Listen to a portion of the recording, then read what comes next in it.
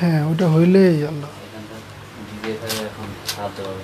কি ভাই? ডিজিএফআই আছে না, কি ওদের গোয়েন্দা একটা সংস্থা, ওখানে ওদেরও সাহায্য হবে। আমার দুলাভাই এখন ভাড়াতে আছে। তাই নাকি? হ্যাঁ, তাহলে তো আরো ইয়ের প্রবলেম নেই, মানুষ ভয় টয় দেখাবে আমার, ওইটা কেউ আর কোনো প্রশ্ন নেই। সেগুলো তো কোনো কি করতে করতে পারে না। আরও আছে ওই যে ইয়ের ভাই আছে না, মানুষের মানুষের ভাইও খুব বেশ ভালো একটা। আচ্ছা দেখেন তো ইয়ে শোনা যায় নাকি সাউন্ডটা? ও এখন তো বোতল লাগাইতে হবে।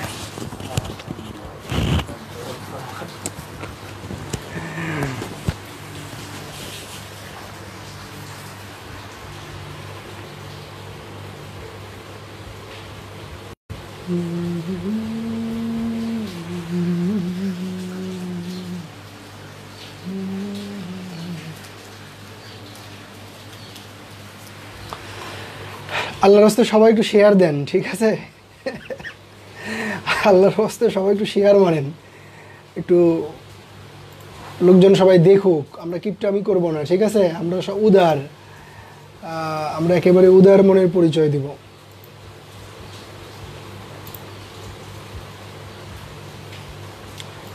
অনেকক্ষণ করে ক্লাস করতে হবে, কিছু করার নাই, আমাদের শেষ যাইতেই হবে, শেষ মারতেই হবে।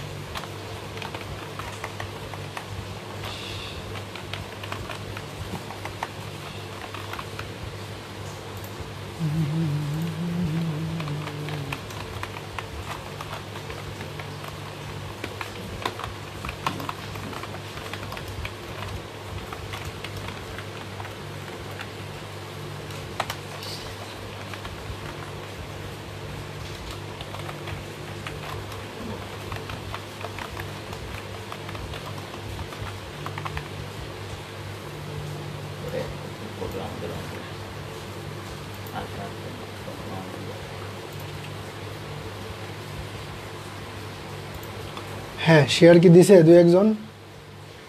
ওয়াও 7টা শেয়ার হয়ে গেছে, thank you thank you thank you thank you. এই জুবাইর ভাই আপনি আমার গ্রুপে শেয়ার দিয়েছেন কেরে? এটাতে তো আমি দিই, সমস্যা নাই। ঠিক আছে, তাহলে আমরা এখন কি কোথায় যেন শেষ করছি, এই বিষয়টা আরেকবার রিপিট করব, ঠিক আছে?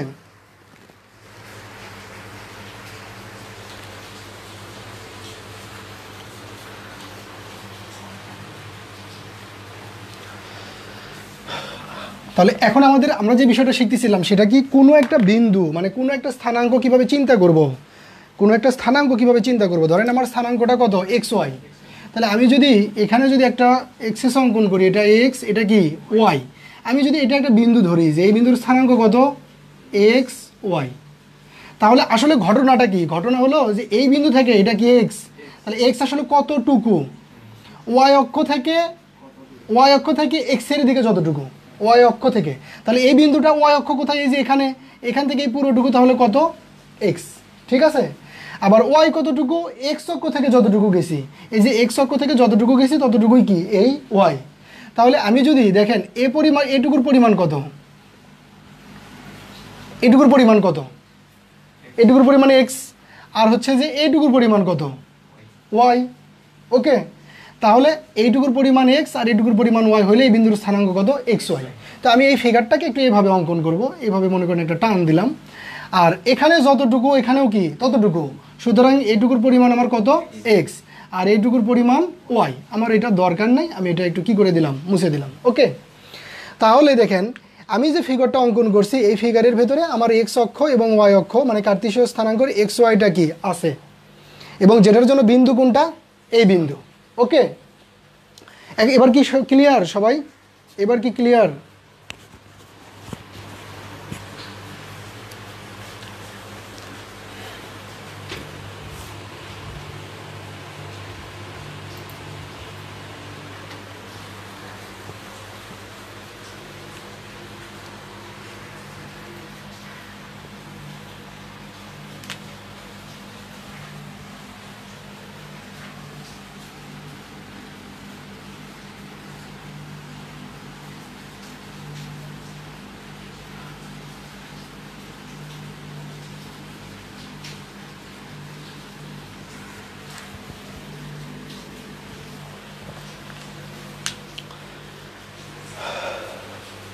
হ্যাঁ ক্লিয়ার। ওকে, তাহলে দেখেন আবার আমি যদি এখানে আর দুইটা ইনফরমেশন করি, দেখেন এটারে আমি ধরলাম থিটা, এটা একটা কোণ না, এটা ধরলাম থিটা, আর এইটুকুর দূরত্ব ধরলাম কি আর।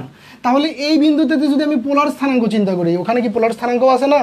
ওখানে পোলার স্থানাঙ্ক আছে, এই যে দূরত্ব কতটুকু আর কত ডিগ্রি থিটা, থিটা কোণ। তাহলে পোলার স্থানাঙ্ক এখানে আছে, যেটার স্থানাঙ্ক কত আর কি থিটা। তার মানে এটা আমার এমন একটা বিন্দু, যে বিন্দুতে আমার কি আছে, এখন কার্তেশীয় স্থানাঙ্ক আছে, পোলার স্থানাঙ্ক আছে। আমরা এখন এদের ভিতরে একটা কি তৈরি করব, সম্পর্ক তৈরি করব। কিন্তু সম্পর্কটা কিভাবে তৈরি করবেন সেই বিষয়টা একটু খেয়াল করেন। ওকে, ভালো করে খেয়াল করেন। আমি ধরেন ইনপুটে দিব কত, এক্স আর ওয়াই, ইনপুটে দিব এক্স আর ওয়াই মেশিনের ভিতরে। এখন মেশিন আমারে কি বের করে দিবে, আর থিটা বের করে দিব। তার মানে কি আমি কার্তেশীয় থেকে কোথায় কনভার্ট করতেছি, পোলার, পোলার। তাহলে এখন ভালো করে খেয়াল করেন, আপনি প্রথমে দিবেন এক্স আর ওয়াই, পাবেন কি আর। তাহলে এই তিনজনের ভিতরে একটা রিলেশন পাইতে হবে। এখন এই চিত্রটার দিকে তাকান, দেখি এটা একটা কি সমকোণী ত্রিভুজ না? এটা একটা সমকোণী ত্রিভুজ না? ও এ, এটার প্রয়োজনে বি ধরেন, এই সমকোণী ত্রিভুজের এটা কি সমকোণ। ওকে, তাহলে আমার এখন কার ভিতরে সম্পর্ক পাইতে হবে, এক্স ওয়াই আর কি আর এর ভিতরে। একটু এখানে তাকান, এই যে দেখা যায় এক্স ভূমি, এই যে ওয়াই, এই যে কি আর। তাহলে এই তিনটার ভিতরে একটা সম্পর্ক কি ইজিলি পাওয়া যায় না? কোন সম্পর্ক? পিথাগোরাসের সমীকরণের যে উপপাদ্যটা আছে সমকোণী ত্রিভুজের, অতিভুজ স্কয়ার ইকুয়াল টু ভূমি স্কয়ার প্লাস লম্ব স্কয়ার। তাহলে আমরা সেটা লিখে ফেলি, অতিভুজ কত আর, অতিভুজ স্কয়ার, ভূমি কত এক্স, ভূমি স্কয়ার প্লাস লম্ব স্কয়ার, লম্ব কত ওয়াই স্কয়ার। তাহলে দেখেন এখানে যদি শুধু আর রাখি তাহলে কি হয়, X square plus Y square root over. Okay, তাহলে এটা আমাদের একটা মেশিন তৈরি হচ্ছে, যেই মেশিনের ভিতরে যদি আমি এক্স আর ওয়াই দিই, তাহলে ওই মেশিন প্রসেসিং করে আমাকে কার মান বের করে দেয়, আর এর মান। এই দুটা কি কার্তেশীয়, এটা কি পোলার। তার মানে আমি এই যে কার্তেশীয় দিলাম, কি পাইলাম, পোলার, পোলার পাইলাম। ঠিক আছে, এখন আবার কার্তেশীয় দিব, এক্স ওয়াই দিব, কিন্তু পাইতে হবে কি থিটা। তাহলে আমার কয়টা কার কার ভিতরে সম্পর্ক তৈরি করা দরকার, এক্স ওয়াই আর থিটার ভিতরে সম্পর্ক তৈরি করা দরকার। তাহলে চলেন আপনি তাকান, থিটা কিন্তু শুধু এখানে নাই, থিটা এখানে আছে, এখানে আছে, এখানে আছে। তাহলে এক্স ওয়াই আর কি দরকার, থিটা। তাহলে এই দুইজনের মধ্যবর্তী কোণ কোনটা, এটা, এই কোণের নাম কি ট্যান। তার মানে আমি ট্যান থিটা নিয়ে কাজ করলে এই দুইটা কি পেয়ে যাব। তাহলে আমরা লিখে ফেলি, কি লিখবো, tan theta equal to y by x, লম্ব বাই ভূমি, এই যে ওয়াই বাই এক্স। আমার দরকার কি থিটা, তাহলে আমি থিটাটা রাখি, ওটা পার করে দিই। তাহলে কি হয়, tan inverse y by x. এই যে আরেকটা কি মেশিন পেয়ে গেলাম, যেখানে কার্তেশীয় দিব আর আমাকে বের করে দিবে কি পোলার। তাহলে মোটামুটি কার্তেশীয় থেকে পোলার বের করার কি দুইটা সূত্র বা মেশিন বা সমীকরণ আমরা পেয়ে গেছি। এটুকু কি বুঝতে পারছেন? এগুলো কি মুখস্থ করার দরকার আছে? একদম না।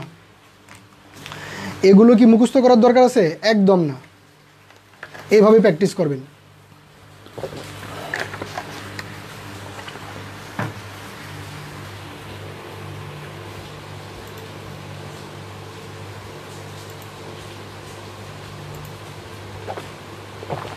সামনের দিন থেকে পেজে করব, পেজে ডিস হবে, গ্রুপে করে তো খুব বেশি লাভ নেই। গ্রুপে যা আছে আছে, আজকে দিনটা যাক।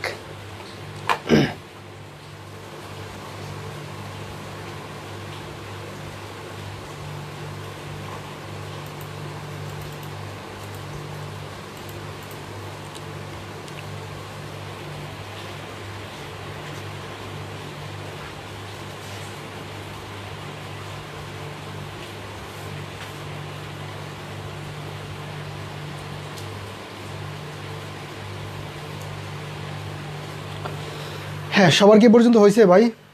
আশা করি হয়েছে, কোনো প্রবলেম হওয়ার কথা না। ঠিক আছে, তাহলে এবার আমরা মেশিনের ভিতরে কি দিব, এবার মেশিনের ভিতরে দিব পোলার। আমাকে কি বের করে দিবে, কার্তেশীয় বের করে দিবে। তো চলেন দেখি, দিব আমি কি আর আর থিটা। প্রথমে আমাকে কি বের করে দিবে, এক্স। তাহলে আমার সম্পর্কটা কার কার দরকার, এক্স আর আর থিটার সাথে সম্পর্ক দরকার। তাহলে এখানে খুঁজি ত্রিভুজে এক্স আর আর থিটা কোথায়, এক্স এবং এই যে আর মাঝখানে যে কোণটা কি থিটা। তার মানে এই কোণ নিয়ে কাজ করলে আমি কি একটা সম্পর্ক পেয়ে যাব। তো ত্রিভুজে এই কোণের না, এই কোণে কোন ত্রিকোণমিতিক অনুপাত আছে, কস। তার মানে আমি যদি লিখি কস থিটা ইকুয়াল টু কি ভূমি ভাগ অতিভুজ, ভূমি কত অতিভুজ কত আর, আমার দরকার কি এক্স, তাহলে আমি এখান থেকে যদি এক্স রাখি তাহলে কি পাওয়া যায় আর কস থিটা। এই যে দেখেন যে মেশিনটা এখন আমরা বানাইলাম তার ভেতরে আমরা কি দিব, এই যে পোলার আর আর থিটা পোলার দিব, সে কি বের করে দিবে আমাকে কার্তেশীয় বের করে দিবে। সেমভাবে এবার কি দিব আর আর থিটা দিব, কিন্তু বের করে দিবে কি ওয়াই। তাহলে এই ত্রিভুজের দিকে তাকান, এই ত্রিভুজের দিকে তাকান, কার কার ভিতরে সম্পর্ক আর থিটা আর ওয়াই।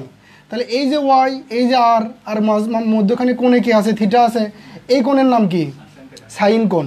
তার মানে আমরা সাইন নিয়ে কাজ করি, সাইন থিটা ইকুয়াল টু কি জানি লম্ব বাই অতিভুজ। আমি দিছি আর থিটা পাবো কি ওয়াই, দরকার কি আমার ওয়াই, তাহলে যদি আমি ওয়াইটা রাখি কি পাওয়া যায় আর সাইন থিটা।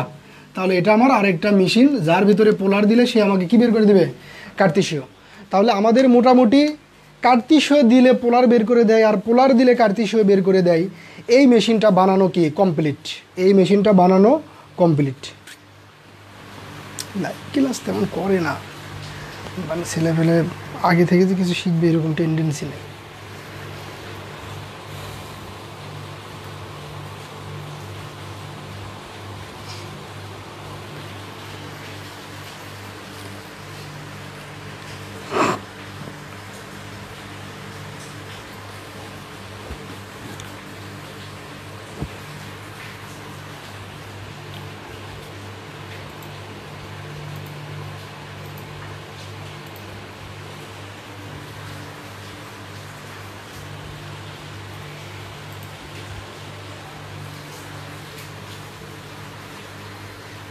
এগুলো চ্যানেলেও দিতে পারবো, চ্যানেল ভরে যাবে।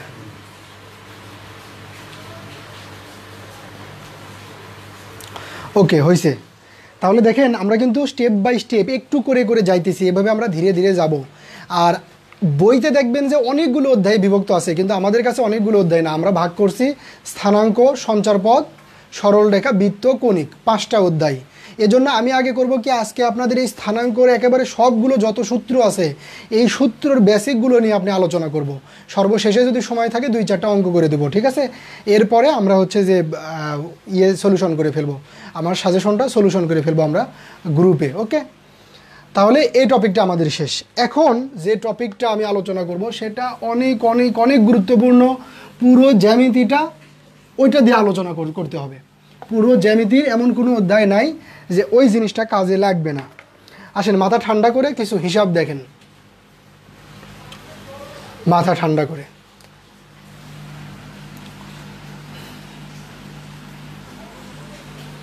ধরেন এক্স, এটা ধরেন ওয়াই।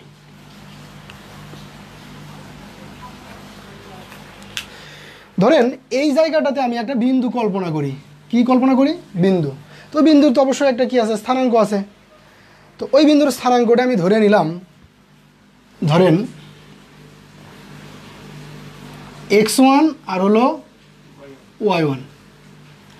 আর এই জায়গায় আমি আরেকটা বিন্দু ধরলাম, তাহলে ওই বিন্দুর একটা স্থানাঙ্ক আছে, ওই বিন্দুর স্থানাঙ্কটা ধরে নিলাম x2 y2। এখন ভালো করে খেয়াল করেন, আমি এখানে একটা কাজ করি, সেটা কি একটা চিত্র অঙ্কন করি। যেমন ধরেন আমি এখান থেকে এখানে একটা লম্ব আঁকলাম, এখান থেকে এখানে একটা লম্ব আঁকলাম, এখান থেকে এখানে যোগ করে দিলাম, এখান থেকে এখানে যোগ করে দিলাম। একটু দেখেন,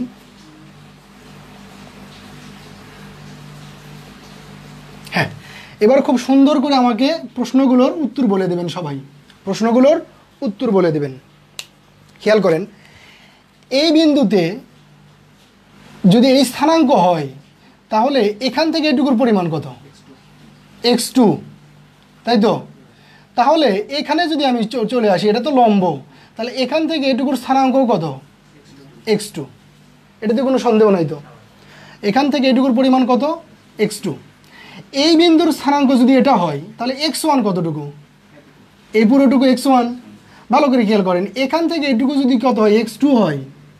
আর এখান থেকে যদি এখানে x1 হয় তাহলে এইটুকু কত? x2 minus x1। তাহলে আমি এইটুকুর দূরত্ব কত লিখতে পারি? x2 minus x1। এ পর্যন্ত তো ক্লিয়ার? খেয়াল করেন, এই বিন্দুর স্থানাঙ্ক যদি এটা হয় তাহলে এখান থেকে এইটুকুর দূরত্ব কত? y2। আর এই বিন্দুর স্থানাঙ্ক যদি এটা হয় তাহলে এখান থেকে এটুকুর দূরত্ব কত y1।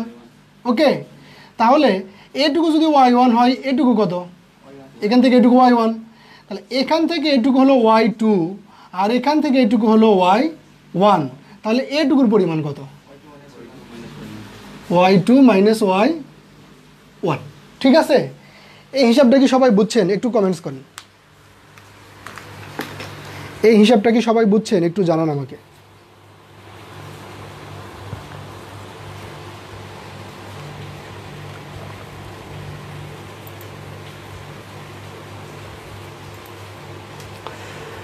যারা ক্লাসে নতুন জয়েন করছেন আপনারা আপনাদের টাইম লাইনে অথবা আপনাদের পলিটেকনিকের যে গ্রুপ আছে এই পলিটেকনিকের গ্রুপটাতে আমার ক্লাসটা একটু শেয়ার করে দিতে পারেন। ঠিক আছে, অনেকে এঙ্গেজ হইতে পারবে।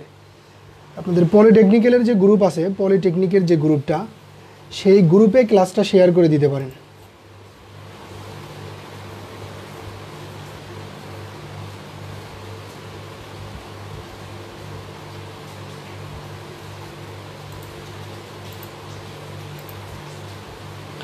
হ্যাঁ বুঝছি, সবাই বুঝছে, থ্যাংক ইউ, ভেরি গুড। তাহলে আমাদের হিসাবটা অনেক সোজা হয়ে গেছে। দেখেন আমি মনে করেন যে এই যে এটার পরিমাণ ধরলাম কত আর, ওকে, তাহলে খেয়াল করেন এই যে যে জিনিসটা এখানে দেখতে পাচ্ছেন এটা একটা সমকোণী ত্রিভুজ না, এটা একটা সমকোণী ত্রিভুজ।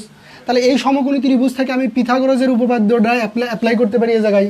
পিথাগোরাস উপপাদ্যটা যদি অ্যাপ্লাই করি তাহলে কি হবে, অতিভুজ স্কয়ার ইকুয়াল টু ভূমি স্কয়ার প্লাস লম্ব স্কয়ার। তাহলে এই ত্রিভুজের অতিভুজ কে, তাহলে আর স্কয়ার, ভূমি কত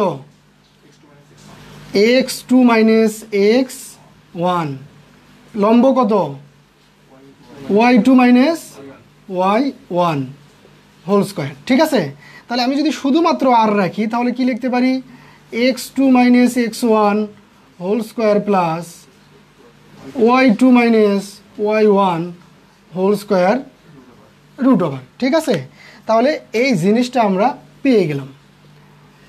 এখন দেখেন, ও আপনারা কি উঠায় নিয়েছেন এগুলো? যারা উঠায় নেননি আমি 1 মিনিট সময় দিচ্ছি, এটা একটু উঠায় নেন, আমি চিত্রটা এখন মুছে দেব। যারা উঠায় নেননি তারা একটু উঠায় ফেলেন।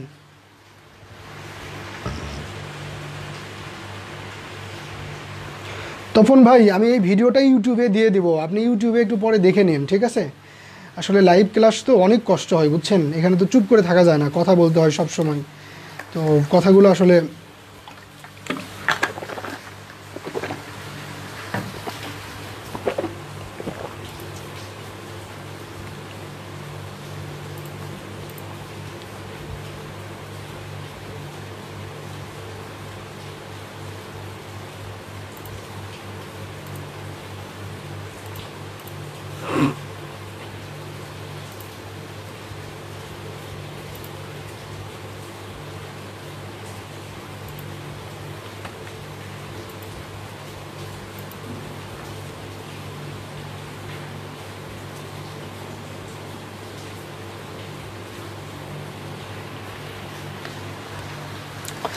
হ্যাঁ আশা করি উঠাই ফেলছেন। এখন দেখেন আমি যদি এই চিত্রটা এভাবে যদি একটু মুছে দিই, মনে করেন যে এইভাবে যদি আমি একটু মুছে দিই,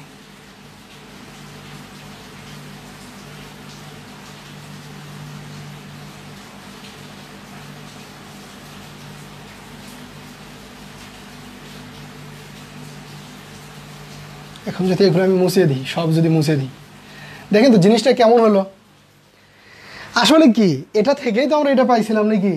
দেখেন এটা হলো যে কি এমন জিনিস, এখানে একটা বিন্দু তার স্থানাঙ্ক আর এটা একটা কি তার বিন্দু তার স্থানাঙ্ক, এবং এই দুইটা জিনিস থেকে আমরা এরকম জিনিস পাইছি, সেখান থেকে কি বের করছে আর। তার মানে এরকম যদি কোনো একটা বিন্দু দেওয়া থাকে এবং আরেকটা যদি বিন্দু দেওয়া থাকে, তার স্থানাঙ্ক যদি দেওয়া থাকে, তাহলে তাদের মধ্যবর্তী দূরত্ব যতটুকু সেটা আমরা ওই দুইটা স্থানাঙ্কের মাধ্যমে বের করতে পারি। ওকে, কার্তেশীয় স্থানাঙ্ক যখন আমরা লিখি এক্স ওয়াই যখন লিখি তখন এই প্রথমটারে বলে কি ভুজ, আর এই পরেরটারে কি বলে কোটি। ঠিক আছে, তাহলে দেখেন এই দুইটা স্থানাঙ্ক থেকে তাদের দূরত্ব বের করার সূত্রটা আসলে কেমন দাঁড়াইছে, রুট ওভার ভুজদ্বয়ের অন্তরের বর্গ প্লাস কোটিদ্বয়ের অন্তরের বর্গ। তার মানে আমরা যদি এখন কোনো জায়গার দূরত্ব বের করতে চাই আর যদি শুধুমাত্র ওই দূরত্বের দুই প্রান্তের স্থানাঙ্ক দেওয়া থাকে, তাহলে আমাদের দূরত্ব বের করা কোনো ব্যাপার না। ভুজদ্বয়ের অন্তরের বর্গ প্লাস কোটিদ্বয়ের অন্তরের বর্গ, মাথার উপরে কি থাকবে? রুট থাকবে। তো এখানে আবার অনেকেই কনফিউশনে পড়ে যায় যে ভাই আগে কি এটার থেকে এটা বাদ দিব না এটার থেকে এটা বাদ দেবো, এটার থেকে এটা বাদ দিব না এটার থেকে এটা বাদ দিব। আসলে মাথার উপরে যেহেতু বর্গ আছে, মানের কোনো পরিবর্তন হবে না, আপনার যেটার থেকে খুশি সেটা বাদ দিয়ে ফেলেন, ঠিক আছে? x1 থেকে x2 বাদ দেন অথবা x2 থেকে x1 বাদ দেন, সবসময় কি রেজাল্ট বেরোবে? একই রেজাল্ট বেরোবে। ওকে, তাহলে আমরা মূলত এখন যে সূত্রটা শিখলাম সেই সূত্রটা কেমন সূত্র? দূরত্ব বের করার সূত্র। আর দূরত্ব বের করার জন্য আমার কি লাগে? দুইটা বিন্দু লাগে। সবাই কি ক্লিয়ার? সবাই কি ক্লিয়ার?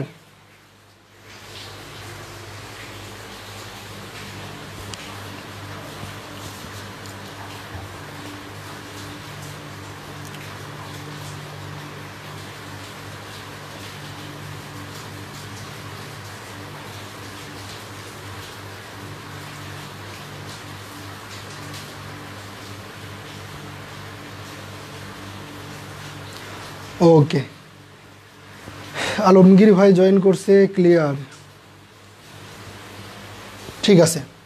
তাহলে আমি আপনাদের একটা ছোট কাজ দিই, মানে এগুলো তো আপনারা পারবেন আমি জানি, এগুলো কোনো ব্যাপার না, কিন্তু একটু হ্যাবিচুড করার জন্য একটা কাজ দিই। যেমন ধরেন এখানকে একটা বিন্দু দিলাম -2 আর হলো 1, আর এখানে একটা বিন্দু দিলাম 3 আর মনে করেন যে না 5, আর মনে করেন যে 2 4 আর 3 দিলাম মনে করেন।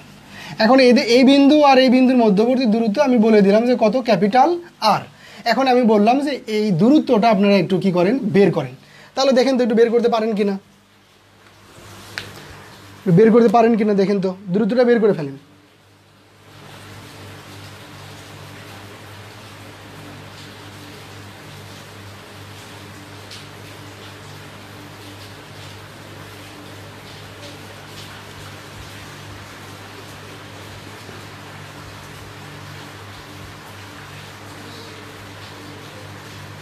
হয়েছে আশা করি সবার দূরত্ব বের করে, তাই না? আমরা যদি করি দেখি, আমি দূরত্বটা বের করি, তাহলে আর ইকুয়াল টু কি? ভুজদ্বয়ের অন্তর। তাহলে 4 যদি বিয়োগ করি মাইনাসে মাইনাসে কত? Plus whole square, plus 3 - 1 whole square root over. এখানে 4 আর 2 কত? 6, 6 6 কত? 36, আর এখানে কত? 4, তাহলে ইকুয়াল টু কত হবে? 40। এটা কি সবার বের হয়েছে আপনাদের? এই দূরত্বটা কি সবার বের হয়েছে? হ্যাঁ, √40। আলমগীর ভাই বের করছে √40। অন্যরাও আশা করি এতক্ষণে বের করে ফেলছেন, ঠিক আছে?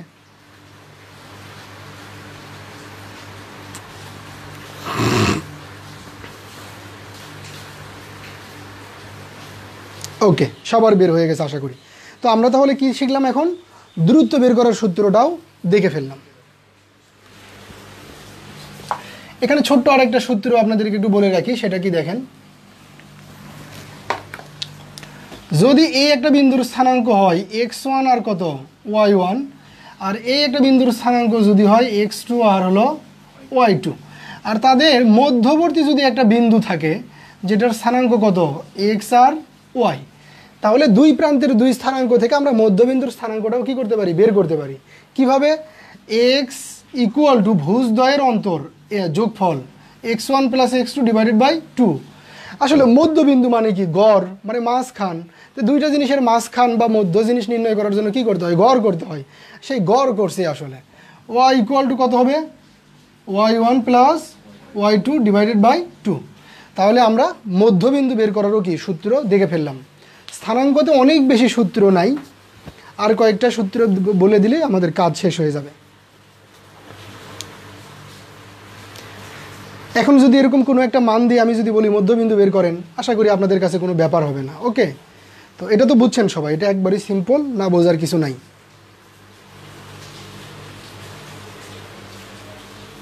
সামনের দিকে যাই। হ্যাঁ, এখন আমরা যে জিনিসটা দেখব সেটা হচ্ছে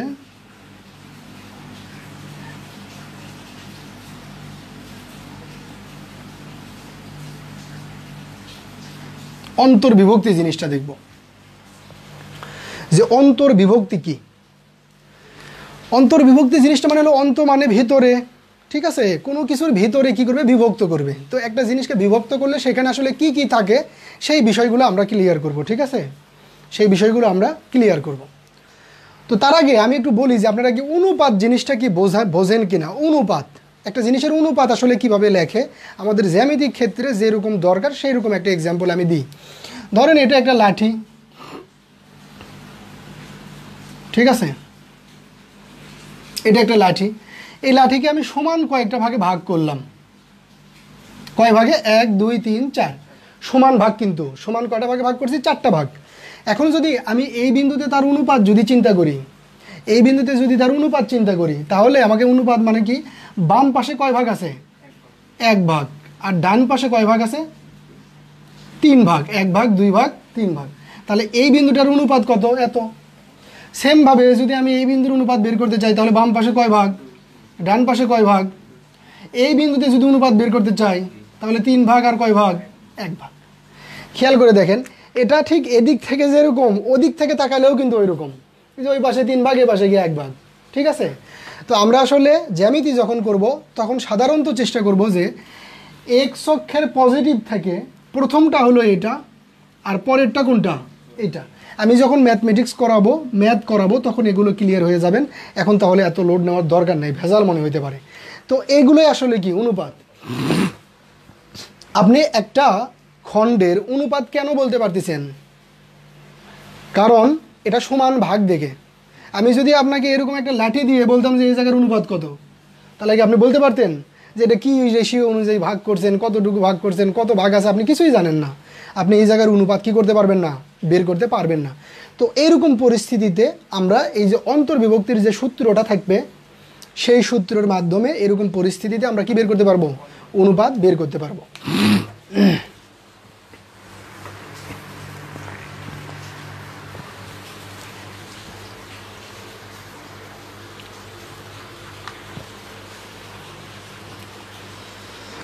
আসেন, আমি যে প্রত্যেকটা সূত্র পড়াই, দেখেন একেবারে সিরিয়াস কিছু বিষয় আছে। এই বিষয়গুলো যত সিরিয়াসলি নেবেন তত আপনার উপকার, না হলে আপনি আমার কাছ থেকে ছিটকে পড়ে যাবেন। আর যদি আপনি আমার সাথে সাথে আমার বিষয়গুলো সাথে নিয়ে যদি সামনের দিকে যাইতে পারেন, জ্যামিতি আপনার কাছে পুরো পানি পানি হয়ে যাবে, সেটা যে কোনো অধ্যায় হোক না কেন। হ্যাঁ, সিরিয়াস বিষয় কি, প্রতিটা সূত্রের জন্য আমি যে ফিগারটা অঙ্কন করি এবং ওই ফিগার থেকে যে সূত্রটা লিখি, এই দুইটার ছবি একবারে চোখের ভিতরে উঠাই রাখতে হবে, একবারে ছবি উঠাই রাখতে হবে। কেননা আমরা যখন অঙ্ক করব, তখন অঙ্ক পড়ার পরে ঠিক অবিকল ওইরকম একটা চিত্র আমাদের তৈরি হয়ে যাবে। আর ওইরকম চিত্র হইলেই ওই চিত্রর জন্য কোন সূত্র, এটা কিন্তু আপনার মাথার ভিতরে চলে আসতে হবে। যদি আসে তাহলে অঙ্ক সোজা, যদি না আসে তাহলে করার দরকারই নাই, কারণ আপনি পারবেন না। বুঝতে পারছেন? এখন হয়তো বা বলতে পারেন যে চোখ বন্ধ করলে কেমনি আসে। আপনি চোখ বন্ধ করে দেখেন, আপনার মায়ের একবারে স্পষ্ট দেখা যায়। চোখ বন্ধ করে আপনার মায়ের কথা মনে করেন, একবারে স্পষ্ট দেখা যায়, একেবারে স্পষ্ট দেখা যায়। তো সূত্রগুলো এরকম চোখ বন্ধ করলে একবারে স্পষ্ট দেখতে পারতে হবে, ঠিক আছে। আসেন একটা চিত্র অঙ্কন করি অন্তর্বিভক্তির জন্য। ধরেন একটা বিন্দু, এটার স্থানাঙ্ক কত দিলাম? x1 আর y1। আর একটা বিন্দু দিলাম যেটার স্থানাঙ্ক x2 y2। এদের মাধ্যমে কি করলাম? সংযোগ করে দিলাম। আর এই জায়গায় একটা মনে করেন বিন্দু নিলাম, বিন্দু নিয়ে বললাম যে এটা কত অনুপাতে বিভক্ত করে। ধরে নিলাম যে এই বিন্দুর অনুপাত কত, একটা m1 আর একটা কত, m2। তাহলে এটা যেহেতু বিন্দু, এই জায়গায় একটা কি আছে? স্থানাঙ্কও আছে। ওকে, তাহলে এই চিত্রতে টোটাল কন্টেন্ট কয়টা? 4টা। এই চিত্রতে টোটাল কন্টেন্ট 4টা। কি কি? দুই প্রান্তের দুইটা স্থানাঙ্ক, যে বিন্দুতে বিভক্ত করছে ওই বিন্দুর স্থানাঙ্ক এবং ওই বিন্দুর অনুপাত। আপনার অঙ্কের ভিতরে এইরকম চিত্রের যে কোনো 3টা কন্টেন্ট যদি দেওয়া থাকে, তাহলে আপনি একটা কন্টেন্ট কি করতে পারবেন? বের করতে পারবেন। বুঝতে পারছি? তার মানে কি দেওয়া থাকবে কি দেওয়া থাকবে না এটা আমার জানার দরকার নাই, যা দেয় দিক, যা বের করতে বলে বলুক। শুধুমাত্র শর্ত হলো যে 3টা কন্টেন্ট আমাকে পাইতে হবে, তাহলে আমি অপর কন্টেন্ট কি করতে পারবো? বের করতে পারবো। সো সেমভাবে আমি যদি এই m1 এর অনুপাতটা বের করি, এই জায়গার এই যে বিন্দুতে ছেদ করলো ওই বিন্দুর স্থানাঙ্কটা যদি বের করি, x = লেখা যায় m1 x2 plus m2 x1, বুঝতে পারছি, divided by m1 plus m2। আসলে এই সূত্রগুলো ড্রাইভ করতে গেলে আমাদের একেবারে সময় ডমায় সব শেষ হয়ে যাবে, ঠিক আছে, দরকারও নেই। যা চিত্রর সাথে সূত্রটা মাথায় রেখে দিলে যথেষ্ট। ওকে, মনে করেন যে এখানে এটার মান দেওয়া আছে, এটা বের করতে বলছে, তো এখানে বসাইলে কি আমি এটার মান পাবো না? অবশ্যই এই মানগুলো যদি আমি এখানে বসাই দিই এটার মান কি এমনি পেয়ে যাব। সেমভাবে আমি যদি ওয়াই বের করতে চাই এই জায়গার, তাহলে সূত্র কি m1 y2 m2 y1 divided by m1 plus m2। ওকে, তো এটাই হলো আমাদের অন্তর্বিভক্তির দুইটা সূত্র, যেই সূত্রের মাধ্যমে কি করা যায়, যে কোনো তিনটা কন্টেন্ট দেওয়া থাকলে অপর কন্টেন্টটা কি করা যায়, বের করা যায়। এখানে সবচাইতে গুরুত্বপূর্ণ আরেকটা বিষয় যেটা আছে, যেটা আপনাকে মনে রাখতে হবে, যে এটুকুর পরিমাণ কত, এটুকুর পরিমাণ হলো m1, আর এখান থেকে এটুকুর পরিমাণ কত, m2। এইটুকু আপনাকে একটু ভালোভাবে খেয়াল রাখতে হবে। ভাই এই টপিকটা কি বুঝছেন সবাই?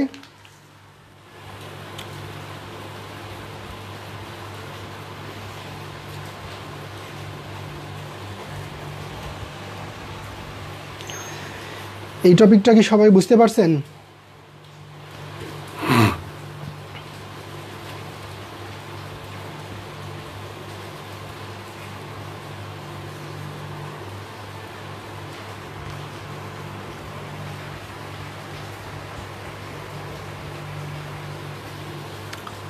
নয়নচন্দ্র জি ভাই, আতিক জি ভাই, বৃষ্টি জি ভাই। ওকে, সোজা জিনিস, বুঝবেন না কেন?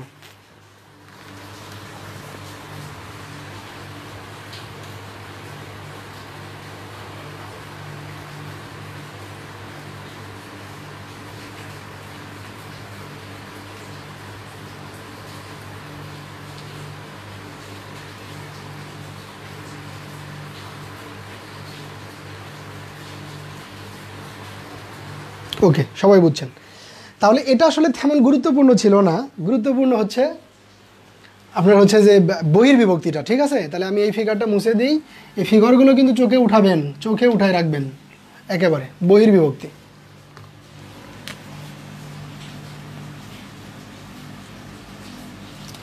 বহির্বিভক্তি।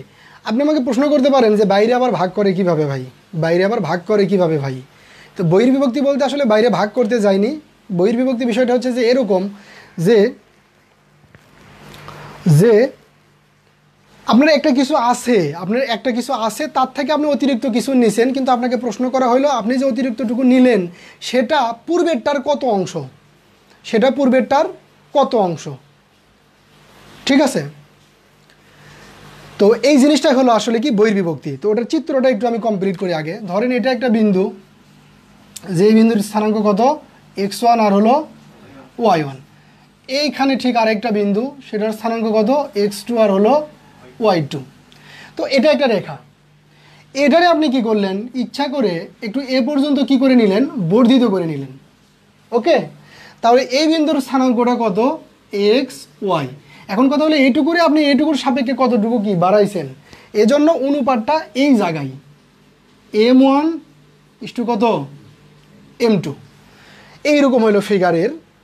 তো এখান থেকে সবচাইতে যেটা বেশি ইম্পর্টেন্ট, যেটা আপনাকে মনে রাখতে হবে, সেটা হলো যে এখান থেকে এইটুকুর দূরত্ব হলো m1, আর এটা সবচাইতে গুরুত্বপূর্ণ, এখান থেকে একেবারে এই পুরোটুকুর দূরত্ব হলো m2। এই ফিগারটা যদি মাথার ভিতরে রাখতে পারেন তাহলে আপনার আর কখনো কোনো প্রবলেম হবে না। এই ফিগারটা যদি ভুলে যান তাহলে আপনার অঙ্ক বের করার পরে, অঙ্ক বলার পরে আপনি যে m1 m2 ধরবেন এগুলো আপনি ভুল ধরবেন। এটা অবশ্যই মনে রাখবেন। আর সূত্রটা কি হবে, এই প্লাসের জায়গায় শুধুমাত্র মাইনাস হবে, প্লাসগুলোর জায়গায় শুধুমাত্র মাইনাস হবে, শেষ। এটা হলো আমার বহির্বিভক্তির বিষয়। বহির্বিভক্তিটি কি বুঝছেন সবাই?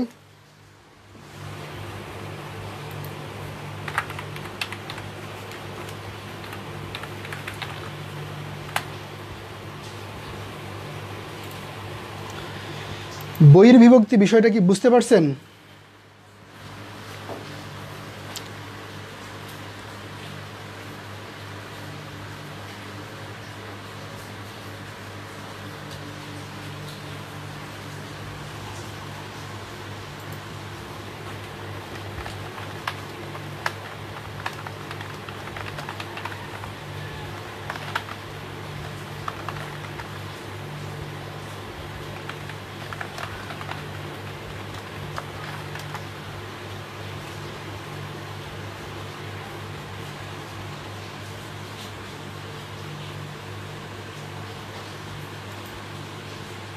ওকে, যাক সবাই বুঝতে পারছেন। তাহলে এখন আমরা সামনের দিকে যাই। ওকে,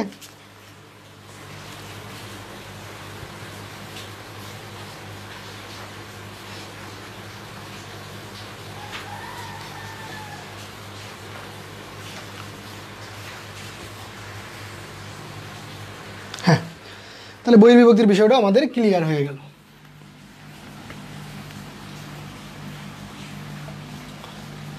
সূত্র তেমন নাই। এখন ত্রিভুজ রিলেটেড দেখেন অনেকগুলো সূত্র কিন্তু আমরা পড়িনি। দূরত্বের সূত্রটা আমরা বেরই করছি। তারপরে পোলার স্থানাঙ্ক থেকে কার্তেশীয় থেকে পোলার ওটা আমরা একটা ত্রিভুজ থেকে কী করতে পারি, বের করতে পারি। মধ্যবিন্দু ওটা গড় করে এমনি বের করা যায়। কি বলেন? সূত্র মনে রাখার ভিতরে এই যে একটা সূত্র কেবল পড়লেন, যেটা একটু আপনাদের প্র্যাকটিস করে কী করতে হবে, মনে রাখতে হবে। এখন ত্রিভুজ সংক্রান্ত কিছু বিষয় নিয়ে আমরা আলোচনা করব।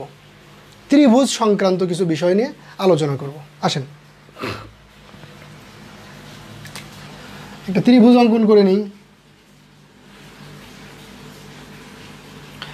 এই ত্রিভুজের এই বিন্দুগুলোকে আমরা বলতেছি ত্রিভুজের শীর্ষবিন্দু। শীর্ষবিন্দু এই বিন্দুর স্থানাঙ্ক ধরলাম x1 y1, এই বিন্দুর স্থানাঙ্ক ধরলাম x2 y2, আর এই বিন্দুর স্থানাঙ্ক ধরলাম x3 y3। তো এই ত্রিভুজের ভিতরে একটা ভর কেন্দ্র থাকে। কি থাকে? একটা ভর কেন্দ্র। ভর কেন্দ্র বলতে হচ্ছে যে যেই বিন্দুতে তার ব্যালেন্স থাকে, ভারসাম্য বজায় থাকে। ঠিক আছে, ফিজিক্সেও আপনারা এটা খুব ভালোভাবে বুঝে থাকবেন। মানে আমি যদি একটা মার্কার যদি আমি নখের উপরে রাখতে চাই, এই যে যেই বিন্দুতে সে কী করে, এই যে ব্যালেন্স রেখে থাকতে পারে, তাহলে আমার নখটা এখন যে জায়গায় আছে এটাই তার কি ভর কেন্দ্র। ঠিক আছে, যে জায়গায় রাখা যায়। যদি আমি এদিকে যাই তাহলে কেউ উপরে যাবে, এদিকে কেউ উপরে যাবে। যে জায়গাতে তার ভারসাম্য বজায় থাকে সেটাই কি তার ভরকেন্দ্র। তো ত্রিভুজের ক্ষেত্রে তার ওইরকম আপনি দাঁড়া করায় রাখবেন না। সমবাহু ত্রিভুজের মধ্যবিন্দুতে সবসময় কী হবে, ভরকেন্দ্র, মানে সব দিকের অনুপাত যে জায়গায় সমান থাকবে। তো ধরেন আমি ধরলাম যে এই ত্রিভুজের ভরকেন্দ্র কোন জায়গায়, এ জায়গায়। তাহলে এটা যেহেতু একটা বিন্দু, এটারও একটা কি আছে, স্থানাঙ্ক আছে। ভরকেন্দ্র রিলেটেড আমরা ত্রিভুজের যে ফিগারটা অঙ্কন করলাম, এখানেও কন্টেন্ট কয়টা, 4টা।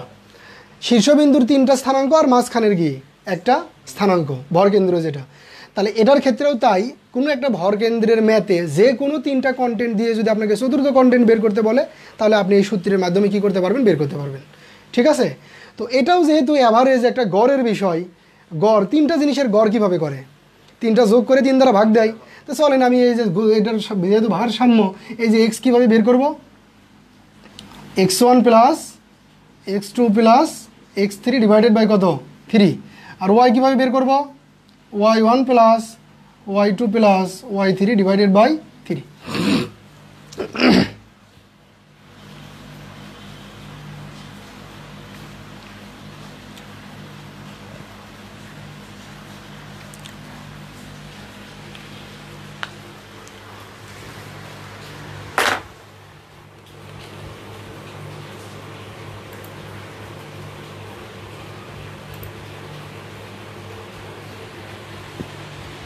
ওয়াও, 28 শেয়ার হয়েছে। সিম্পল, এটা আশা করি বুঝতে কোনো প্রবলেম হবে না। ঠিক আছে, নেক্সট, এই ত্রিভুজের ক্ষেত্রে কিছু কিছু জিনিস আপনাকে একটু মনে রাখতে হবে। যেমন একটা ত্রিভুজের কোনো একটা শীর্ষবিন্দু থেকে ঠিক তার বিপরীত বাহুর মধ্যবিন্দুতে যদি কোনো রেখা অঙ্কন করি, তবে তাকে ওই ত্রিভুজের একটা মধ্যমা বলে। আবার বলি, একটা ত্রিভুজের শীর্ষবিন্দু থেকে যদি তার বিপরীত বাহুর মধ্যবিন্দুতে যদি কোনো রেখা অঙ্কন করা হয়, তবে তাকে কি বলে, ওই ত্রিভুজের মধ্যমা বলে। তাহলে ধরেন এই শীর্ষবিন্দু থেকে তার বিপরীত বাহুর মধ্যবিন্দু ধরলাম এটা। এখন যদি আমি এখানে একটা রেখা অঙ্কন করি, তাহলে এটার নাম কি, এটার নাম হলো মধ্যমা। সেমভাবে এই শীর্ষবিন্দু থেকে এই বাহুর উপরে যদি একটা কি করি, রেখা অঙ্কন করি, তাহলে সেটাকে কি বলে, মধ্যমা। আবার এখান থেকে যদি এখানে আমি কি করি, আর মধ্যবিন্দুতে যদি একটা রেখা অঙ্কন করি, তবে এটাকে কি বলে, মধ্যমা। তার মানে একটা ত্রিভুজের কয়টা মধ্যমা, 3টা মধ্যমা। এগুলো নিয়ে কাজ করা লাগতে পারে। এখান থেকে সবচেয়ে গুরুত্বপূর্ণ মেসেজ যেটা, কোনো কিছু যদি কোনো ত্রিভুজের মধ্যমা হয়, তাহলে এই যে রেখা অঙ্কন করা হয়, সে অপর বাহুর এই বাহুটাকে কি করে, সমান 2 ভাগে কি করে, বিভক্ত করে। এই কনসেপ্টটা মাথায় রাখতে হবে, সমান 2 ভাগে কি করবে, বিভক্ত করবে। ওকে, তাহলে এই বিন্দুটাকে কি করছে, সমান 2 ভাগে বিভক্ত করছে। এই বিন্দুটাকে কি করছে, সমান 2 ভাগে বিভক্ত করছে।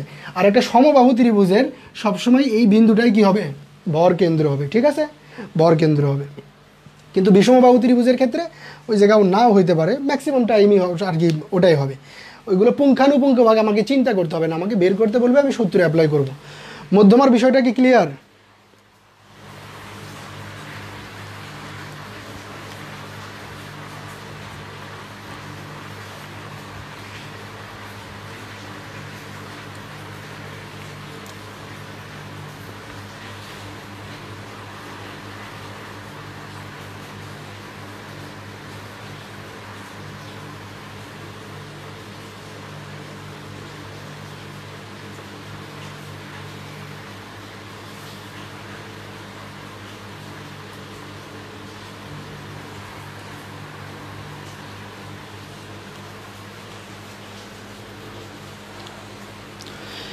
হ্যাঁ, এটাই যদি আবার একটা দেখেন, এই সমবাহু ত্রিভুজ আমি যদি বাইরে দিয়ে যদি একটা বৃত্ত অঙ্কন করি, এই ত্রিভুজের বাইরে দিয়ে, এটা কি হয়ে গেল? বৃত্ত। তাহলে এই বৃত্তের কেন্দ্র কোথায়? ধরেন এরকম কোনো জায়গায়, ঠিক আছে? এই যে এখান থেকে এইটুকুর যে দূরত্ব, সেটাই কি ওই বৃত্তের ব্যাসার্ধ না? ব্যাসার্ধ। এই যে এখান থেকে যতটুকু শীর্ষ পর্যন্ত যাবো, সেটা কি এই বৃত্তের ব্যাসার্ধ। তাহলে এই যে এই জিনিসগুলোকে বলে পরিবৃত্তের কি? ব্যাসার্ধ। এই জিনিসগুলোকে যেমন আমি আলাদা করে যদি অঙ্কন করি, তাহলে এই যে এখান থেকে এই শীর্ষ পর্যন্ত, এটার নাম কি? পরিবৃত্তের ব্যাসার্ধ। এটার নাম কি? পরিবৃত্তের ব্যাসার্ধ। এটার নাম কি? পরিবৃত্তের ব্যাসার্ধ। আর তখন এই বিন্দুটাকে আমরা কি বলবো? পরিকেন্দ্র। পরিকেন্দ্র। তাহলে এখানে কয়েকটা বিষয় আমি ক্লিয়ার করছি। ভরকেন্দ্র বিষয়টা ক্লিয়ার করছি, তারপরে মধ্যমা ক্লিয়ার করছি, পরিকেন্দ্র ক্লিয়ার করছি, পরিব্যাসার্ধ ক্লিয়ার করছি। এই নামগুলো কিন্তু আপনার মাথায় রাখতে হবে, এই নামগুলো মনে রাখতে হবে। উঠাই ফেলেন।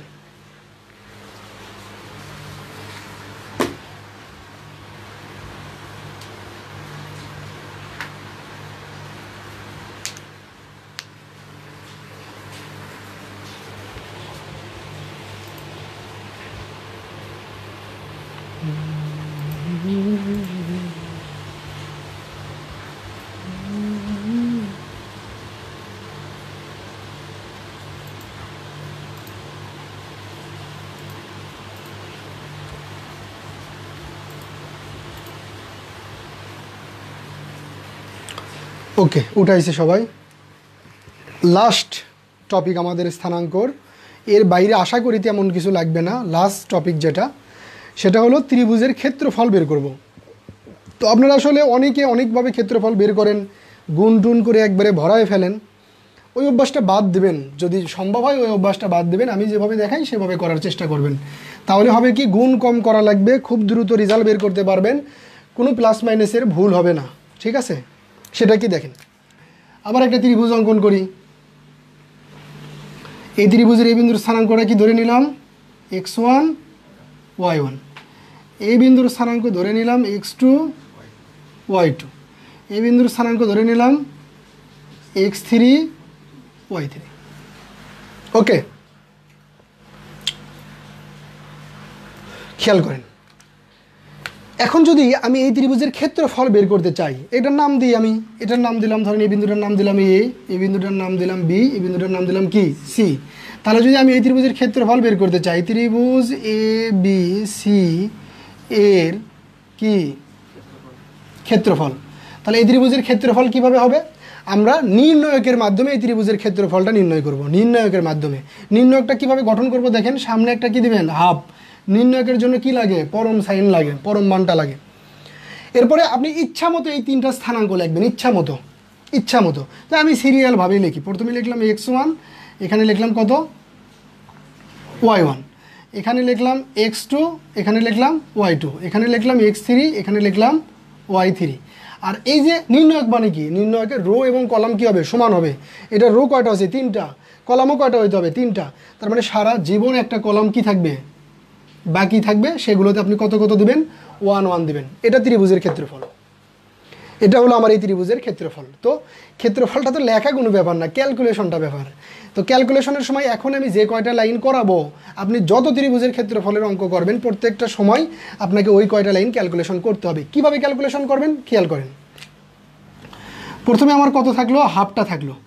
এরপরে করবেন কি, এই প্রথম রো থেকে পরের রোটা বিয়োগ দিবেন। তাহলে x1 থেকে x2 বাদ দিলে কি হয়? x1 মাইনাস x2, এখান থেকে এখানে বাদ দিলে কি হয় y1 মাইনাস y2, এখান থেকে এখানে বাদ দিলে কত হবে 0। এই রো থেকে এই রো বাদ দেন তাহলে কি হবে x2 minus x3, y2 minus y3, তারপরে কত 0। আর এটা তো আর বাদ দেওয়ার কিছু নেই, ওটা লিখে ফেলেনি x3 y3 আর পরে কত 1। একটা বিষয় খেয়াল করেন, নির্ণয়কের একটা ধর্ম আছে যে নির্ণয়কের ক্ষেত্রে পরপর আড়াআড়িতে যদি দুইটা শূন্য হয় তাহলে তার আড়াআড়িতে যে ভ্যালুটা থাকে তার আড়াআড়িতে যদি একক কোনো ভ্যালু থাকে তবে রো আর কলামকে বাদ দেওয়া যায়, তাদের হিসাব করতে হয় না। আবার বলি, নির্ণয়কের ক্ষেত্রে পরপর যদি দুইটা 0 পান আর তার আড়াআড়িতে যদি কোনো একক মান থাকে, যেমন এই যে 1, তাহলে সেই একক ভ্যালু রো এবং কলামকে কি করা যায় বাদ দেওয়া যায়। যেমন ধরেন এই যে পরপর দুইটা কি 0, পরপর দুইটা 0, তাহলে এই পরপর দুইটা 0 আড়াআড়িতে ভ্যালু কত 1, তাহলে এই 1-এর রো কোনটা এটা, কলাম কোনটা এটা, এগুলো কি বাদ, এগুলো বাদ। হিসাব কার সাথে হবে, এটার সাথে এটা গুণ হবে, সূত্রের একটা মাইনাস এটার সাথে এটা গুণ হবে। আপনার কাছে মনে হইতে পারে যে ভাই এত ভেজাল, কিন্তু আপনি অঙ্ক করতে যান, আপনি যে কোনোভাবে করবেন এভাবে করলে আপনার চাইতে দ্রুত রেজাল্ট বের করতে পারবে এবং নির্ভুলভাবে। আসেন তাহলে আমার থাকলো কত হাফ, এটার সাথে যদি এটা গুণ করি কত হয় x1 মাইনাস x2, আর এখানে কত y2 মাইনাস y3, সূত্রের একটা কি দিতে হবে মাইনাস, আর এটার সাথে এটা গুণ কত হবে y1 minus y2 x2 minus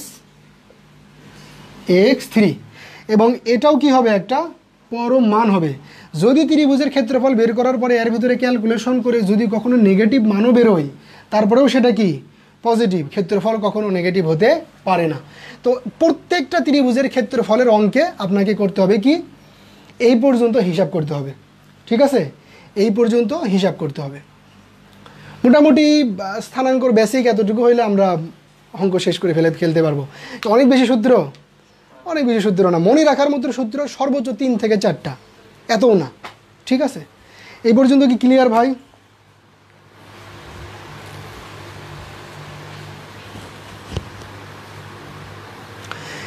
হ্যাঁ, আলমগীর ভাই, হোসাইন ভাই প্রশ্ন করছে পরিবৃত্তের কেন্দ্র হতে শীর্ষক প্রত্যেক বিন্দু কি সমান? হ্যাঁ, সমবাহু ত্রিভুজ ছাড়া আপনি ত্রিভুজই শীর্ষবিন্দুতে কোনো ত্রিভুজই বৃত্তই অঙ্কন করতে পারবেন না। সমবাহু ত্রিভুজ ছাড়া আপনি শীর্ষবিন্দুকে স্পর্শ করে কখনো বৃত্তই অঙ্কন করতে পারবেন না। আর একটা সমবাহু ত্রিভুজের শীর্ষবিন্দুগুলো যদি স্পর্শ করে যদি আপনি একটা বৃত্ত অঙ্কন করেন তাহলে ঠিক ওই ত্রিভুজের মাঝখানেই ঠিক কী হবে, ওই ত্রিভুজের মাঝখানেই তার ঠিক তার আপনার কী হবে পরিকেন্দ্র হবে। তাহলে ত্রিভুজের মাঝখানে যদি পরিকেন্দ্র হয় তাহলে ওখান থেকে তার শীর্ষবিন্দুর দূরত্ব তো অলওয়েজ কী হবে সমান হবে।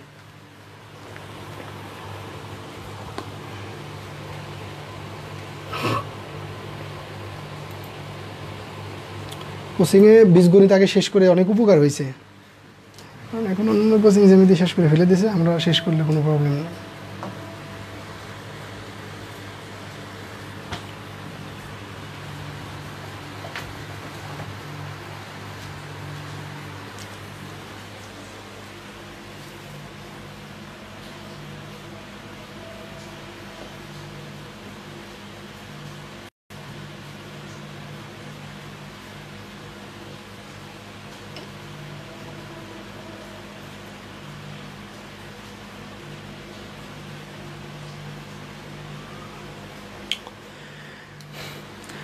এখন আপনারা একটা কাজ করেন, সেটা হচ্ছে যে আমি এই জ্যামিতি ক্লাসের ভিতরে আমি আপনাকে 6টা থেকে 7টা কমন কথা বলবো, 6টা থেকে 7টা কমন কথা বলবো, ঠিক আছে।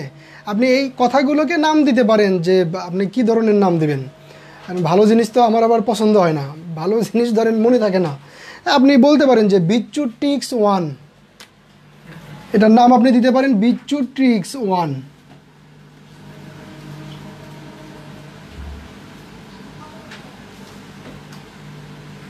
এরকম আমি আপনাকে 6টা থেকে 7টা এরকম ট্রিক্স বলে দেবো, ঠিক আছে, কথা বলে দেবো, মেসেজ দেবো আর কি। সেই জিনিসগুলো আপনাকে একেবারে খেয়ে ফেলতে হবে, পুরো খেয়ে ফেলতে হবে, একেবারে খেয়ে ফেলতে হবে। ওই কথাগুলো সবসময় মাথার ভিতরে রাখতে হবে, তাহলে অঙ্ক ধরতে কোনো প্রবলেম হবে না। যে একটা অঙ্ক কীভাবে সলিউশন করবেন এটা আপনার ধরতে প্রবলেম হবে না, ঠিক আছে। তো আপনি এভাবে নাম দিয়ে বিচ্যু ট্রিক্স নামটা একটু উদ্ভট হইলেও মনে থাকবে, ঠিক আছে, মনে থাকবে। মনে থাকার জন্য এরকম বিদঘুটে নাম আমি আসলে খুঁজে খুঁজে বের করি, বুঝতে পারছেন? লেখেন, আমি বলতেছি এরকম 6টা 7টা কথা বলবো আপনাদেরকে। তো এটা আবার নোট করবেন আপনার খাতার কোনো একটা স্পেশাল পেজে, মানে এই যে গোজামিল অঙ্ক উঠাইতেছেন, ক্লাস করতেছেন এর ভিতরে না, একেবারে খাতার শেষ পেজ অথবা খাতার শুরুর পেজ, একটা পেজ সিলেক্ট করেন যেখানে এই যে বিচ্ছু ট্রিক্সগুলো আপনি লিখে রাখবেন, ঠিক আছে? এরকম একটা পেজ সিলেক্ট করেন, আমি আপনাকে সেই ট্রিক্সগুলো বলতেছি, মানে 1 নম্বর ট্রিক্সটা বলবো।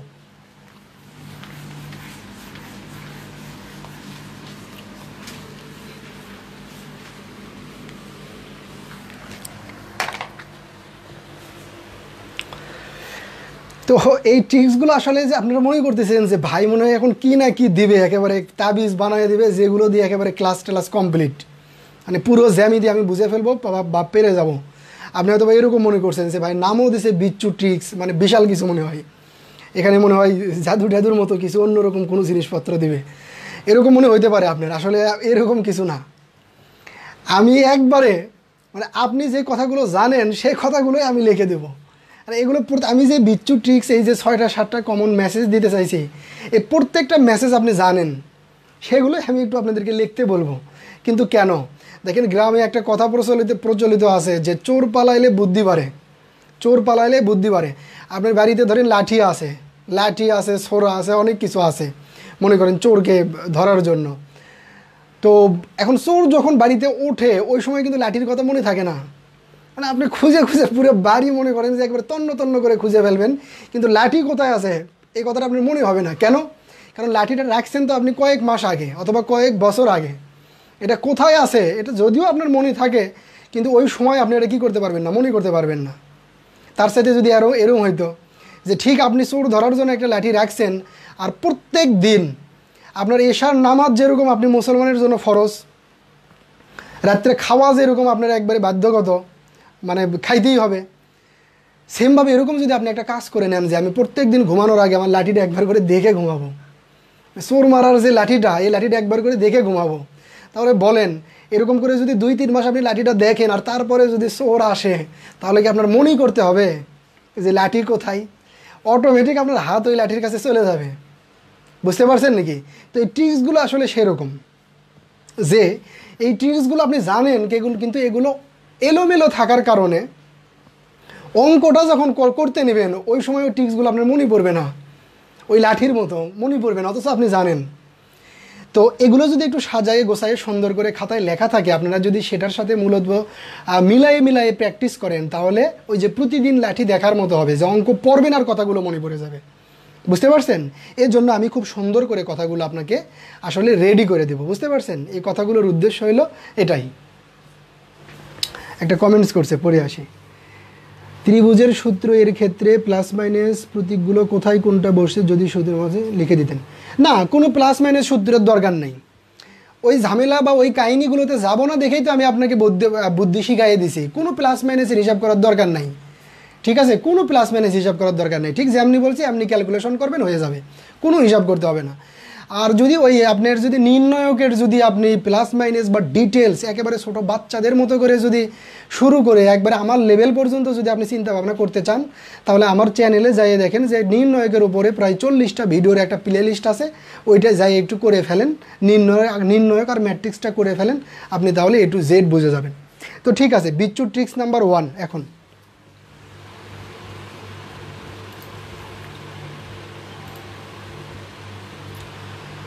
হ্যাঁ মুরসালিন ভাই, সেই লাগলো এক্সাম্পলটা, সেই লাগতো ভাই, যদি আমার ব্যাসে থাকতেন বা আপনি গাজীপুরে থাকতেন তাহলে আরও সেই লাগতো। এখানে তো ধরেন পাবলিক প্লেস, এখন তো ধরেন এই যে দেখেন শার্টের বোতামও লাগাইছি, তো এই পাবলিক প্লেসে তো ধরেন আপনি আমার আসল রূপটা দেখতে পারতেছেন না। এখন লাইভ ক্লাসে আমাকে যা দেখতেছেন আমি তো আসলে তা না, এটা আমার নকল একটা বিষয়।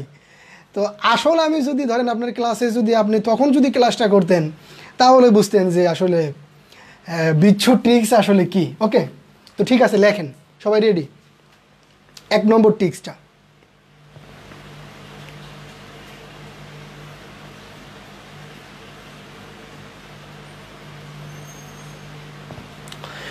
যদি কোনো ভেরিয়েবলের মান বের করতে হয়, ভেরিয়েবলে লেখেন না, দাঁড়ান,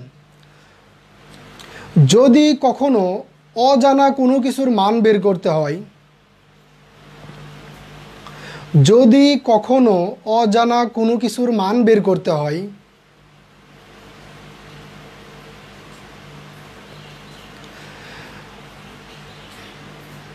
যদি কখনো অজানা কোনো কিছুর মান বের করতে হয় তাহলে সমীকরণের প্রয়োজন হয়, তাহলে সমীকরণের প্রয়োজন হয়। যদি অজানা কোনো কিছুর মান বের করার প্রয়োজন হয় তাহলে অবশ্যই অথবা অবশ্যই লেখার দরকার নাই, তাহলে সমীকরণের প্রয়োজন হয়। যে কয়টি অজানা মান বের করব, যে কয়টি অজানা মান বের করব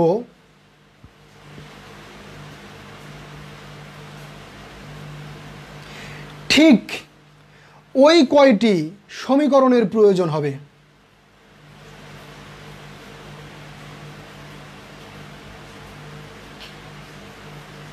যে কয়টি অজানা মান বের করব ঠিক ওই কয়টি সমীকরণের প্রয়োজন হবে।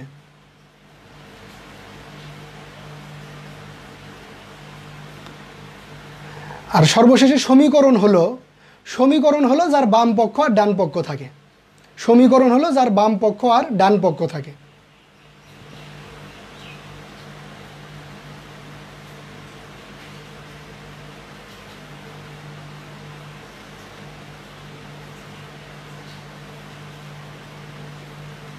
লিখে ফেলছেন সবাই? এটা কি লিখে ফেলছেন সবাই? লিখছেন তো না? তো দেখেন, যেটা লিখলেন একটু কমেন্টস করেন, আমি একটু তাহলে আশ্বস্ত হব। এবারে এগুলো খুবই গুরুত্বপূর্ণ বিষয়, এগুলো মিস করে আসলে ক্লাস হবে না, এগুলো মিস করে ক্লাস হবে না। আবার বলি, কোনো কিছুর মান বের করার জন্য সমীকরণের প্রয়োজন হয়। যে কয়টি মান বের করা দরকার বা যেই কয়টি মান বের করব ঠিক ওই কয়টি কি দরকার? সমীকরণ দরকার। আর সমীকরণ মানে হলো যার বাম পক্ষ আর কি থাকে? ডান পক্ষ থাকে।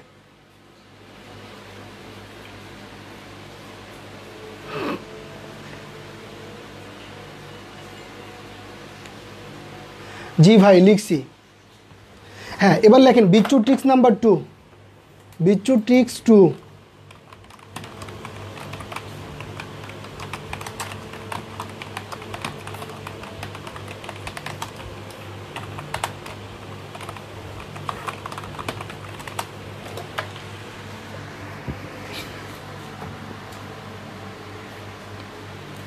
এবার বিচ্ছু ট্রিক্স নাম্বার 2।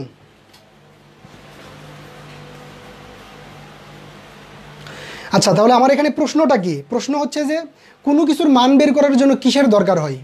লেখেন না, এমনি আপনারা মনে মনে চিন্তা করেন। কোনো কিছুর মান বের করার জন্য কিসের দরকার হয়? সমীকরণের দরকার হয়। কিসের দরকার হয়? সমীকরণের দরকার হয়। তার মানে আপনি সমীকরণ পাইলেই কি পাবেন? সমীকরণ পাইলেই আপনি মান পাবেন। ওকে, এই বিষয়টা ক্লিয়ার। আমি এগুলো সম্পর্কে আবার এক্সাম্পল দেবো, ঠিক আছে? আজকে অঙ্ক মনে হয় করাবো না, এইগুলো বলেই শেষ করে দেবো আর 10 মিনিট বা 5 মিনিট। সামনের দিনে কিছু অঙ্ক করাবো, তারপরে আমার ফুল সাজেশনটা সলিউশন করে দিলে আপনার প্র্যাকটিস করে নিলে আমার ক্লাস শেষ। ওকে, বিচ্ছু ট্রিক্স নম্বর 2 রেডি?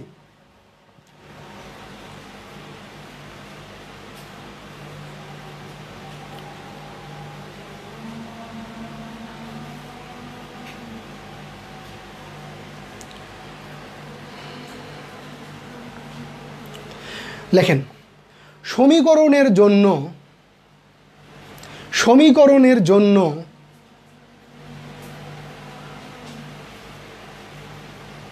শর্তের প্রয়োজন হয়।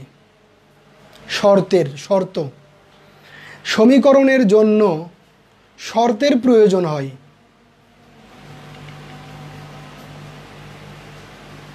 সমীকরণের জন্য শর্তের প্রয়োজন হয়। এক একটি সমীকরণের জন্য এক একটি শর্তের প্রয়োজন হয়।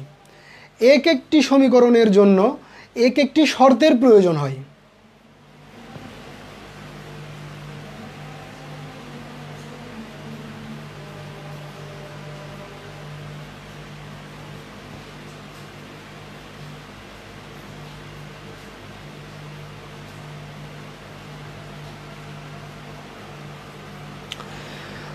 আর লেখেন, আর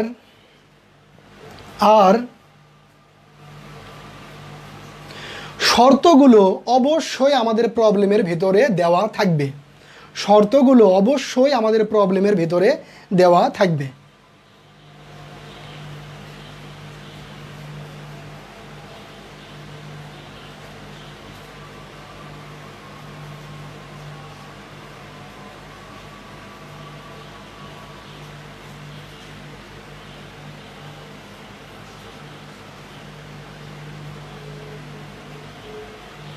ঠিক আছে, লিখছেন তো সবাই?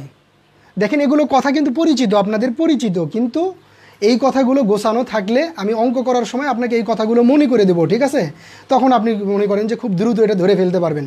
কিন্তু যদি এই কথাগুলো গোছানো না থাকে তাহলে আপনি নিজেও মনে করতে পারবেন না, আমিও অঙ্ক করানোর সময় অত সুন্দরভাবে আপনাকে এক্সাম্পলটা দিতে পারবো না। ঠিক আছে, এজন্য এগুলো সিরিয়ালে রাখবেন। এবার কি বললাম, শর্তের জন্য কি দরকার হবে? সমীকরণের জন্য শর্তের প্রয়োজন হবে। যে কয়টা সমীকরণ দরকার ওই কয়টা কি থাকবে, আমার শর্ত লাগবে। আর শর্তগুলো অবশ্যই কোথায় দেওয়া থাকবে? প্রবলেমের ভিতরে। বাস্তব উদাহরণ দেখেন, ছোটোবেলায় আপনারা অঙ্ক করছেন, যে আপনার আব্বার বয়স যদি 40 বছর হয়, অথবা আপনাকে বললো যে আপনার বয়স যদি 10 বছর হয়, তাহলে আপনার আব্বার বয়স আপনার 4 গুণ হলে আপনার মায়ের বয়স এত হবে। বুঝতে পারছেন নাকি? বের করতে বলছে কি আমার বয়স, নাকি এটা আমার কি অজানা জিনিস? আমাকে বলে দিছে আপনার আব্বার বয়স কত? 40 বছর। ঠিক আছে, তো এটা আসলে মায়ের সাথে যায় না, দাদার সাথে বলি, কারণ বয়স যে বেশি হয়ে যাবে। ওকে, তা আপনাকে শর্তটা দিছে। দেখেন শর্তটা কি? শর্তটা হচ্ছে যে আপনার বয়স আপনার বাবার বয়সের সাথে কয় গুণ? আপনার বয়সটা আপনার বাবার বয়সের সাথে কি যেন শর্ত বললাম,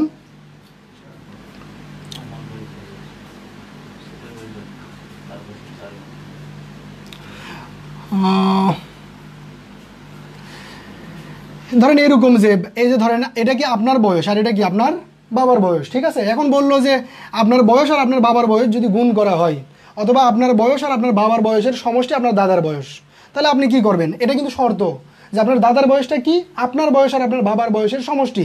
তাহলে আপনি কি করবেন? যে এই যে এক্স প্লাস কত 40, আর আপনার দাদার বয়স বলে দিল কত, মনে করেন যে 70 বলে দিল। ঠিক আছে, তাহলে এই দুইটা যোগ করলে কি হবে? 70 হবে না? ভালো করে দেখেন, এখন যে জিনিসটা তৈরি হয়েছে এটার নামই কি? সমীকরণ। কেন এটা সমীকরণ? কারণ এর বাম পক্ষ আছে আর কি আছে? ডান পক্ষ আছে। তো এই সমীকরণটা আপনি পাইলেন কেন? কারণ একটা শর্তের জন্য। এই যে এখান থেকে একটা শর্ত দিছিল, সেটা থেকে কি পাইলেন? আপনি সমীকরণ পাইলেন। এখন এখানে কয়টা সমীকরণ আছে? একটা। তাহলে এই সমীকরণ থেকে আপনি কয়টা মান বের করতে পারবেন? ভালো করে তাকায় দেখেন, এর ভিতরে অজানা মান কয়টা? একটা। তাহলে একটা যদি থাকে তাহলে কনফার্ম আপনি এখান থেকে মানটা বের করতে পারবেন। যদি দুইটা থাকতো তাহলে অযথা চেষ্টা করে সময় নষ্ট করে লাভ নেই, আপনি ওখান থেকে বাদ দেন, বের করতে পারবেন না। তাহলে যেহেতু এখানে একটা অজানা মান আছে, খুব সহজে x = কত বের করতে পারি? 30। এই যে অজানা জিনিসের মানটা বের করে ফেললাম। ঠিক এখানে যে সিনারিটা দেখলেন, আপনার জ্যামিতির 80% অঙ্কে ঠিক এইরকম সিনারিগুলো ঘটবে। বলবে যে এই লেখা ওই দিক দিয়ে যায়, ওই বিন্দু ওই দিক দিয়ে যায়, যদি এইরকম হয় তাহলে ওইটা কত? তো ওইটা কত মানে কি? এই যে ঘটনাগুলো ঘটলো সেগুলোই কি হলো? শর্ত। ঠিক আছে, এই শর্তগুলো থেকে সমীকরণ বাড়াবে, সমীকরণ ক্যালকুলেশন করলেই কি বের হয়ে যাবে? আমার যে জিনিসটা বের করতে বলছে সেই জিনিসটা বের হয়ে যাবে। দেখেন জ্যামিতি একটা অঙ্ক মানে অন্তত 90% অঙ্ক আমরা জ্যামিতিকে প্রশ্ন করব যে এটা কোথায়। জ্যামিতির ওই অঙ্কটাই আমাকে বলে দিবে যে এটা এখানে, তুমি ওইখানে যাও, মানে আমাদের কিচ্ছু করতে হবে না। কিন্তু এই যে প্রশ্ন করাটা, এটার জন্য অনেকগুলো কাঁচামাল দরকার। সেই কাঁচামালগুলো আমি আপনাদেরকে এখন দিচ্ছি। এগুলো যদি আপনার জানা থাকে তাহলে একটা অঙ্ক মানে অঙ্ক আপনাকে চিন্তা করতে হবে না, আপনি শুধু প্রশ্ন করবেন অঙ্ককে যে আমার এটা দরকার, এটা কই পাবো। অঙ্কই আপনাকে বলে দিবে যে এটা ওইভাবে পাওয়া যাবে, ওই দিক দিয়ে যাও। বুঝতে পারছেন? আপনার কোনো টেনশন নেই। তো এভাবে জ্যামিতি আসলে খুবই মজার। প্রথম 2-4টা ক্লাস একটু অন্যরকম লাগবে, এই যে পেশাল বেশি শুনতে হবে, বেসিক জিনিসপত্র একটু মনে রাখতে হবে, তাহলে প্রবলেম দেখবেন যে কোনো প্রবলেমই না। ঠিক আছে, আজকে এই পর্যন্ত, আজকে আর না। আপনারা এই সূত্রগুলো খুব সুন্দরভাবে প্র্যাকটিস করবেন, সুন্দরভাবে একেবারে খেয়ে ফেলবেন। সামনের দিনে আমি 5-7টা বা 10টা অঙ্ক করে স্থানাঙ্ক চ্যাপ্টারটা শেষ করে দেবো। ঠিক আছে, এরপরে সাজেশনের সলিউশনটা তো আপনারা পেয়ে যাবেন। আমার কোচিংয়ের যারা, তারা পেয়ে যাবেন। পাবলিকেলি যারা আছেন, তাদেরকে আসলে ওইভাবে সলিউশন একবারে করে দেওয়া সম্ভব না। আমার গ্রুপে দেখেন ম্যাথ যে টপিক পোস্ট আছে, ওইখানে ম্যাথের ভিতরে আমার সাজেশন দেওয়া আছে, তারপরে সূত্র দেওয়া আছে, ওগুলো আপনারা নিয়ে নিজে নিজে প্র্যাকটিস করা শুরু করে দেন। ওকে, ঠিক আছে, আজকে তাহলে এ পর্যন্তই। আল্লাহ হাফেজ। প্রত্যেক দিন শুধুমাত্র 2টা দিন আমি ডিজিটাল ইলেকট্রনিক্স ক্লাস নিব। ওই ঈদের তো আবার ছুটি আছে, তাই না? কালকে কী বার? কালকে বুধবার। কালকে ডিজিটাল ইলেকট্রনিক্স ক্লাস নেব না, কালকে ক্লাস নেব জ্যামিতির, কারণ স্থানাঙ্কটা পুরোটা শেষ করে ডিজিটাল ইলেকট্রনিক্সে চলে যাব। আপনারা এইদিকে স্থানাঙ্ক প্র্যাকটিস করবেন, ওইদিকে ডিজিটাল সামনের দিকে যাব, ঠিক আছে? তাহলে আগামীকাল ঠিক 3টা 30 মিনিটে আমরা জ্যামিতি ক্লাস করব। ওকে, কালকে আমরা স্থানাঙ্ক একবারে পুরোপুরি কী করে ফেলবো? শেষ করে ফেলবো। ওকে, আল্লাহ হাফিজ।